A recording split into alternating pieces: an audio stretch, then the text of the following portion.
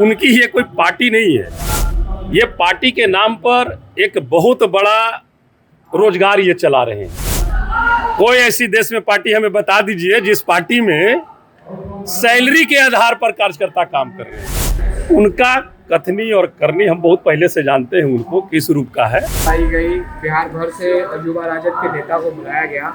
इस बैठक के पीछे का उद्देश्य क्या है और इस बैठक में क्या? देखिए, बिहार भर से युवा राजद के लोगों को बुलाया गया है। ये आप देख रहे होंगे बैनर। ये बैठक युवा राजद के राष्ट्रीय कार्यकारिणी की बैठक है।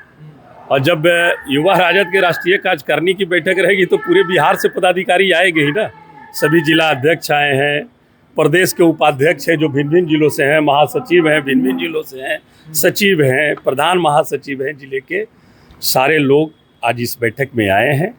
और इस बैठक में मुख्य रूप से माननीय प्रदेश अध्यक्ष मगनीलाल मंडल जी और जितने भी हमारे वरिष्ठ नेतृत्व हैं वो सारे लोग हैं।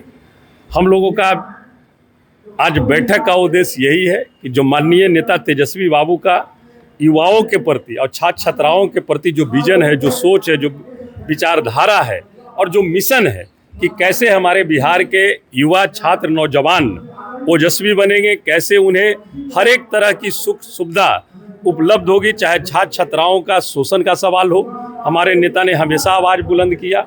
युवाओं की बेरोजगारी की बात हो, बेरोजगारी भी दूर करने के लिए सर्वप्रथम हमारे नेता ने ही बिहार से आगाज किया। जो आज देश में नौकरी जितनी भी पार्टी हो, जिस पार्टी की सरकार हो, अब सब लोग नौकरी की बात करने लगे हैं। तो ये विजन है, ये सोच है तेजस्वी बाबू का। उसी सोच को हम लोग सरजमीन पे पहुंचाने का काम युवा राजद के जितने भी पदाधिकारी हैं, कार्यकर्ता हैं, वो करेंगे। और जो हमारे युवाओं को, छात्र नौजवानों को, जो एनडीए गठबंधन की जो सरकार है, जो दिग्भ्रमित करके लोगों का जो रास्ता भटकाने का काम कर रहे हैं, उस युवा को और छात्र नौजवान को रास्ता भटकने से रोकेंगे।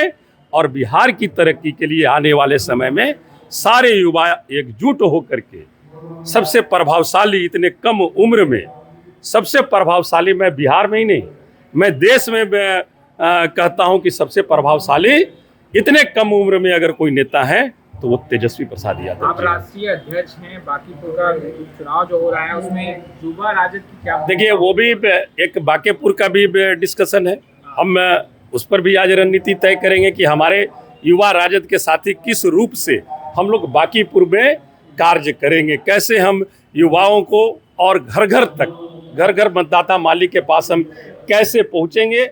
और जो माननीय नेता का जो विचारधारा है, जो सोच है, उससे हम लोगों को अवगत कराएंगे और अवगत करा करके उन्हें अपने साथ हम लाने का काम करेंगे। फाइनल हो गया, तस्वीरें भी साफ हो गई, स्क्रूटनी प्रोसेस हो गया है। प्रशांत किशोर बीजेपी से, नीरज कुमार सिन्हा और आरजेडी से रेखा गुप्ता है। कैसे देख रहे हैं इस लड़ाई को? देखिए, चुनाव होती है और चुनाव में हर एक पार्टी, हर एक प्रत्याशी अपने अपने रूप से काम करती है। हमारे पार्टी और हमारे नेता के पास मुद्दे हैं।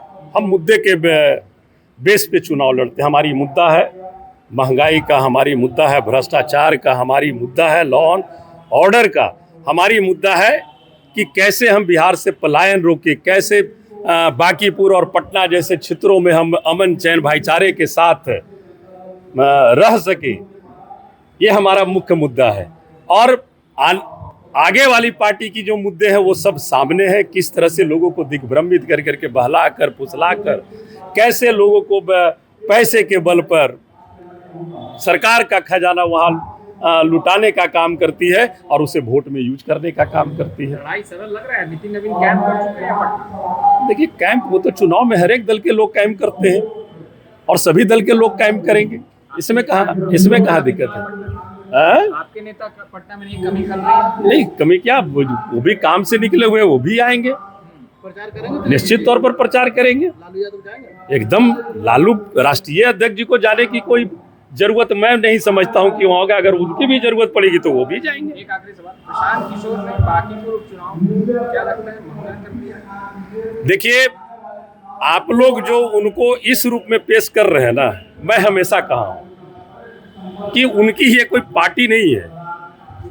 ये पार्टी के नाम पर एक बहुत बड़ा रोजगार ये चला रहे हैं। आप हमें बता दीजिए, देश में इतनी सारी पार्टियां हैं, बहुत सारी पार्टियां हैं, ये पहली पार्टी देश में हमने देखा कि जिसके कार्यकर्ता और वर्कर मंथली काम कर रहे हो, पेमेंट बेसिस पे काम कर रहे हो। बता दीजिए कोई ऐसी पार्टी, कोई ऐसी देश में पार्टी हमें बता दीजिए जिस पार्टी में सैलरी के आधार पर कार्यकर्ता काम कर रहे हो। उनका कथनी और करनी हम बहुत पहले से जानते हैं, उनको किस रूप का है, समझे ना, इसलिए बताने की जरूरत नहीं है।